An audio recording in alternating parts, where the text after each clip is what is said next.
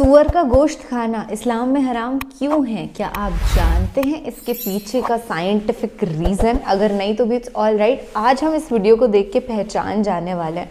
और जैसे कि इस्लाम एक सच्चा दीन है और बहुत ही नेचुरल एंड साइंटिफिक दीन है, तो कोई ना कोई बहुत ही बड़ा रीज़न इसके पीछे रहा होगा। हे हाय हेलो नमस्ते जी, सत श्री अकाल, अस्सलामु अलैकुम। मैं निधि शर्मा इंडिया से। I am a vegetarian. तो मैं तो वैसे भी कभी मीट ना तो इनटेक किया है, ना ही कभी फ्यूचर में प्लान करती हूँ करने का। पर ना पॉर्क की जहाँ तक बात आती है तो फॉरेन कंट्रीज़ में से बहुत कंज्यूम किया जाता है और थैंकफुली इस्लाम मज़हब का एक भी इंसान इसे नहीं खाता है। अगर आप मुस्लिम हैं और फिर भी आप पॉर्क इनटेक कर रहे हो तो इसका मतलब कहीं ना कहीं ईमान में खोट है। देखिए, मैंने ना एक रिसर्च पेपर रीड करा था जिसके अंदर ये लिखा हुआ था कि पॉर्क जो होता है ना, एक कैरेक्टरलेस एनिमल होता है। उसे अच्छा लगता है अगर उसकी वाइफ किसी और के साथ सेक्सुअली इंडल्ज हो रही होती है, अगर वो उसका फ्रेंड ही है तो ही एन्जॉयज़ दैट मोमेंट। तो बहुत अजीब नहीं हो गया ये scenario? I really hate it. जब मैंने ये पढ़ा था तो मुझे इतनी अंदर से एक गंध वाली फीलिंग आई कि कैसे एक ऐसे जानवर का गोश्त खाया जा सकता है। चलिए, हम हमारे सोच विचार और हमारी इंटरनेट से प्राप्त करी गई रिसर्च की नॉलेज को साइड में रखते हैं। अभी हंसी टीवी का अपन लॉजिकल एंड साइंटिफिक वीडियो देखने वाले हैं। उनके पास बाकायदा रिसर्च पेपर वाला प्रूफ है कि इसके पीछे का, इस्लाम में इसको बैन करने के पीछे का रीज़न क्या है और साइंस ने उसे कंफर्म कब, कैसे और क्यों किया। तो अपन ये भी कह सकते हैं कि it's a miracle of Quran पाक का वीडियो, क्योंकि कुरान शरीफ में लिखा हुआ है you can not eat porks meat, नहीं खा सकते हो आप। और अल्लाह का नाम लेकर के हम इस वीडियो को स्टार्ट करने वाले हैं जो बहुत मेहरबान है और निहायती रहम वाला है। व्हेनेवर आई से दिस, आप भी रिपीट कर दिया करो, इसे अपने दिमाग में कर दो चाहे, बट प्लीज डू इट, क्योंकि इससे बहुत बरकत आती है। हम सब ये जानते हैं कि इस्लाम में सूअर का गोश्त खाने से मना फरमाया गया है, बिल्कुल, जिसके पीछे बहुत सी मसलतें पोशीदा हैं। मगर फिर भी बहुत से गैर मुस्लिमों और मुसलमानों के जहनों में अक्सर ये सवाल रहता है कि आखिर इस हुक्म के पीछे क्या मसलत पोशीदा है। दोस्तों, कुरान करीम में कम से कम 4 मकामात पर सूअर का गोश्त खाने से मना फरमाया गया है, जिसके सबसे वाज़ेह अहकामात सूरह अल-माइदा में कुछ इस तरह से मौजूद हैं। तुम पर हराम किया गया मुर्दार, खून, सूअर का गोश्त और वो जानवर जो अल्लाह के सिवा किसी और नाम पर ज़िबा किया गया हो, जो गला घोटकर या चोट खाकर, बुलंदी से गिराकर या टक्कर खाकर मरा हो, जिसे किसी दरिंदे ने फाड़ा हो, सिवाय इसके जिसे तुमने जिंदा पाकर ज़िबा कर लिया, और वो जो किसी बुत पर ज़िबा किया गया हो। कुरान करीम के ये वाज़ेह अहकामात मुसलमानों को मुतमईन करने के लिए काफ़ी हैं कि सूअर का गोश्त हराम है। इसके साथ साथ इसके हराम होने का जिक्र कुरान करीम के अलावा बाइबल में भी मौजूद है, और इसमें भी सूअर का गोश्त खाने से वाज़ेह तौर पर मना किया गया है। बाइबल की किताब अखबार में कुछ इस तरह से दर्ज है, और सूअर को क्योंकि इसके पाँव अलग और चरे हुए हैं पर वो जुगारी नहीं करता, वो भी तुम्हारे लिए नापाक है। तुम इनका गोश्त ना खाना, इनकी लाशों को ना छूना, वो तुम्हारे लिए नापाक है। इसके अलावा कुछ ऐसे ही अल्फाज अफसशना में कुछ इस तरह से बयान होते हैं, और सूअर तुम्हारे लिए इसलिए नापाक है कि इसके पाँव तो चरे होते हैं पर वो जुगारी नहीं करता, तो तुम इसका गोश्त ना खाना और इनकी लाशों को हाथ ना लगाना। बिल्कुल इसी तरह के अहकामात अहदनामा की किताब यसिया के बाब नंबर 65 अशार नंबर 2 तक 5 में भी आए हैं। दोस्तों, एक अल्लाह को मानने वाले मुसलमान इसके अहकामात को दिलो जान से तस्लीम करते हैं, मगर गैर मुस्लिमों और काफिरों को सिर्फ अकली दलाइल, मंतक और साइंस के जरिए ही कायल किया जा सकता है। लिहाजा ये चलते हैं सूअर के गोश्त पर होने वाली हालिया साइंसी दरियाफ्तों के नताइज पर, जो आज हमें ये बताती है कि सूअर का गोश्त खाने से कम 70 किस्म की बीमारियां लायक होती हैं। एक आम इंसान के पेट में कई तरह के कीड़े होते हैं, मसलन राउंड वर्म, पिन वर्म और हुक वर्म वगैरह। इनमें से एक पेट का कीड़ा ऐसा है जो सबसे ज्यादा खतरनाक है। इसे टाइनिया सोइलम कहा जाता है, जो आम जुबान में टीप वर्म भी कहलाता है। ये साइज में बहुत लंबा होता है और इंसानी आंतों में रहता है, और इंसानी आंतों के अंदर अंडे भी देता है जिन्हें ओवा कहा जाता है। ये अंडे खून की गर्दिश में शामिल होकर जिस्म के किसी भी हिस्से में पहुंच सकते हैं। लिहाजा अगर ये दिमाग तक जा पहुंचे तो याददाश्त को शदीद नुकसान पहुंचाते हैं। अगर ये दिल में दाखिल हो जाए तो दिल के दौरे या हार्ट अटैक की वजह बन सकते हैं, जबकि अगर ये आंखों में पहुंच जाए तो आंखों के मोतिया या नाबीनापन का बायस बन सकते हैं। अगर ये इंसानी जिगर में दाखिल हो जाएं तो पूरे जिगर का सत्यानाश कर डालते हैं। गर्ज ये है कि इसकी वजह से जिस्म के तकरीबन तमाम अज़ा बिल्कुल तबाह हो सकते हैं। यही नुकसानदेह टीप बम सूअर के गोश्त में बहुत ज्यादा मिकदार में पाए जाते हैं, जो इंसानी जिस्म में दाखिल होकर किसी भी इंसानी अज़ा को नाकारा कर सकते हैं। दोस्तों बिल्कुल इसी तरह का एक और खतरनाक कीड़ा तफीलिया कहलाता है। ये भी सूअर के गोश्त में बहुत ज्यादा मिकदार में पाया जाता है और इंसानी जिस्म के लिए इंतहाई नुकसानदेह है।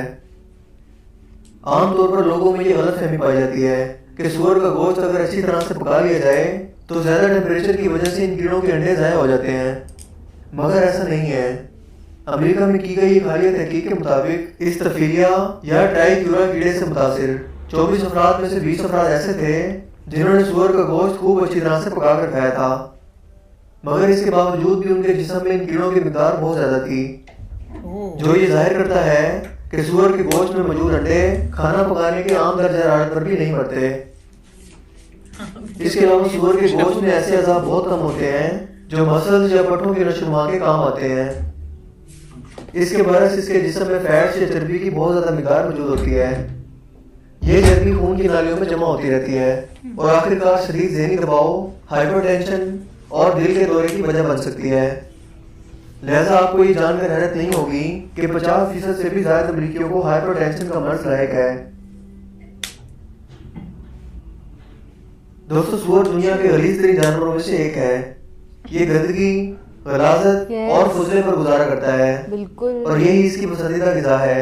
सही बात है, बहुत ऐसे देहात जहाँ टॉयलेट मौजूद नहीं होते वहाँ लोग खुले मकामात पर जाकर रफ़े हाजत करते हैं। लोगों की ये गलाजतें सूअर ही साफ करते हैं। लिहाजा ऐसी खुराक खाने वाले जानवर का गोश्त भला कैसे पाक हो सकता है? ट्रू। आप में से अक्सर लोगों के ज़हन में यकीनन ये सवाल आया होगा कि अमेरिका और ऑस्ट्रेलिया जैसे जदीद ममालिक में सूअर की नस्लखेज़ी और नशोनुमा नहायत साफ सुथरे माहौल में की जाती है और बाकायदा इनके लिए साफ सुथरे फॉर्म बनाए जाते हैं, मगर हकीकत तो ये है कि इतने साफ सुथरे माहौल के बावजूद भी एक ही बाड़े में होने के बावजूद हर सूअर को दूसरे सूअर से अलग रखा जाता है, क्योंकि आप इन्हें साफ सुथरा रखने की जितनी भी कोशिश कर लें ये जानवर अपनी फितरत ही में गलीज है और इसे अपने साथ वाले दूसरे जानवरों की गलाजत खाने में ही मजा आता है। अमेरिका की तो नई ट्रेंड है भाई साहब, है ना। क्या ही बात करें। तो आज की वीडियो थी सूअर के मीट के ऊपर, और जो इन्होंने लॉजिक बताया ना कि वहाँ पे वो था, क्या था, लिम्फोम कुछ नाम था उसका, जर्म का, जो कि सूअर के अंदर ज़्यादा होता है तो फिर वो दिमाग वगैरह में चला जाए, है ना, तो वो फिर हानिकारक होता है। और दूसरा रीज़न होता है कि मेन होता है सूअर खाने का रीज़न कि उसके अंदर चर्बी होती है, सांठ होती है। तो हमारे यहाँ पे बहुत ज़्यादा खाया जाता है, बहुत ज़्यादा क्या मतलब खाया जाता है, लेकिन यहाँ पे मैक्सिमम खाया जाता है जंगली सूअर, क्योंकि जंगल में होता है तो उसको ही पकड़ के या कहीं मरा हो या कुछ ऐसे पकड़ा गया हो या किसी भी तरीके से, तो उस तरीके से खाते हैं। लेकिन मैं तो वो भी अवॉइड करता हूँ, मेरे को तो वैसे भी पसंद नहीं है इतना ज़्यादा सूअर का मीट या समथिंग। और दूसरी बात ये है कि लोग ये खाते हैं कि वो ज़्यादा गर्म होता है, और दूसरी बात ये है कि उसमें ज़्यादा चर्बी होती है तो फैट के लिए लोग खाते हैं, लेकिन वही फैट नुकसान भी बनती है। उन्होंने बात कही कि वो जो हमारी ब्लड वेसल्स होती हैं उनमें वो जम जाता है, उसके बाद फिर हार्ट अटैक या हार्ट रिलेटेड कोई भी प्रॉब्लम्स हो सकती है। वाला लगा। और अब तक मैं सोचती थी कि यार जब सब चीज ही हलाल कर रखी है तो ये क्यों हराम कर रखा है, इसको क्यों नहीं खाने देते भाई, इसको भी खाओ।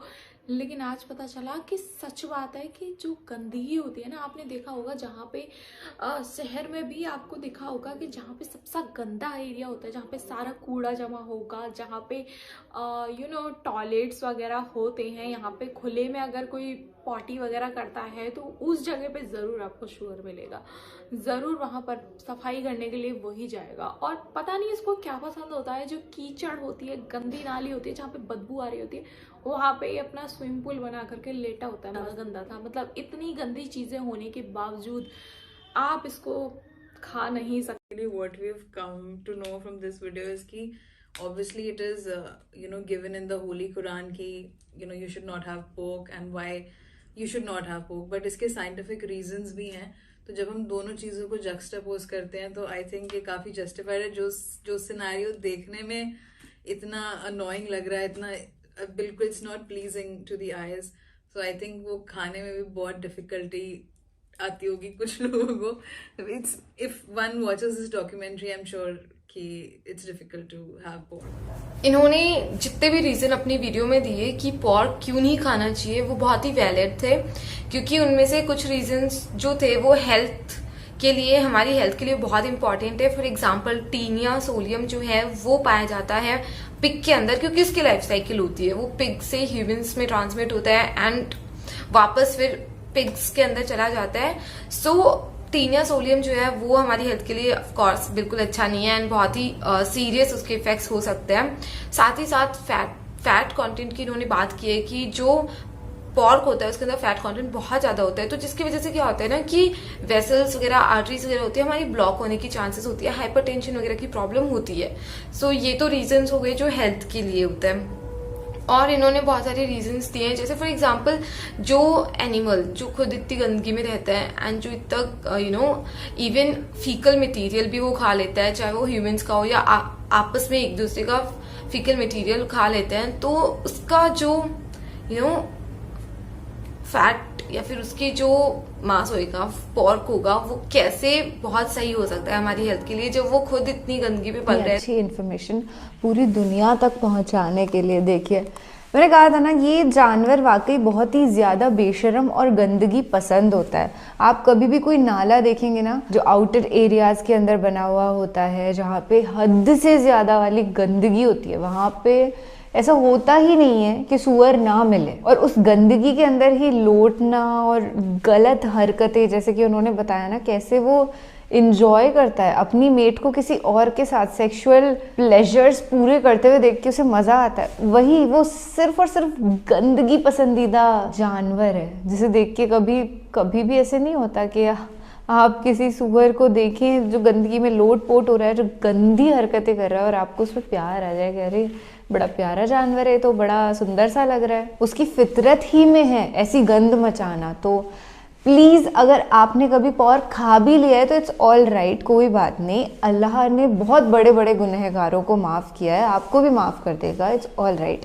पर ये वीडियो देखने के बाद एटलीस्ट कभी भी कोई भी इंसान पॉर्क तो ना ही खाए। मेरी तो पूरी फैमिली वेजिटेरियन है, तो ये पैगाम मैं अपने बहुत सारे मेरे नॉनवेज फ्रेंड्स हैं उन तक पहुंचाऊंगी, क्योंकि आमतौर पर ऐसा होता है कि जो नॉन मुस्लिम्स हैं और जो नॉन वेजिटेरियंस हैं उन्हें पता नहीं होता ये लॉजिक का, but I guess this world needs to know it, and each and every human being, जितने भी इंसान अलाइव हैं वो इस फैक्ट को समझें, अपनी ज़िंदगी में अपनाएं और पॉर्क को पूरी तरीके से ना छोड़ दें, एकदम बैन ही कर दो पॉर्क को। आजकल तो ये भी सुनने में आया है कि जो आप पैकेट पैक्ड आटा लेकर के आते हैं और बहुत सारी पैकेट पैक्ड जो चीज़ें आती हैं ना उसके अंदर पॉर्क की मीट डाल देते हैं, और ये मैं कोई हवाई बात नहीं कर रही, लिटरली ऐसे एनालिसिस एंड रिसर्च पेपर्स हैं, तो आप चेक कर सकते हैं इंटरनेट पे, और आप ट्राई कर सकते हैं कि जो पैकेज्ड फूड है आप उन्हें छोड़ें, क्योंकि मैं सच में अपनी ज़िंदगी में कुछ वक्त से मैंने बिल्कुल पैक्ड फूड बिल्कुल ख़त्म कर दिया है खाना, क्योंकि वो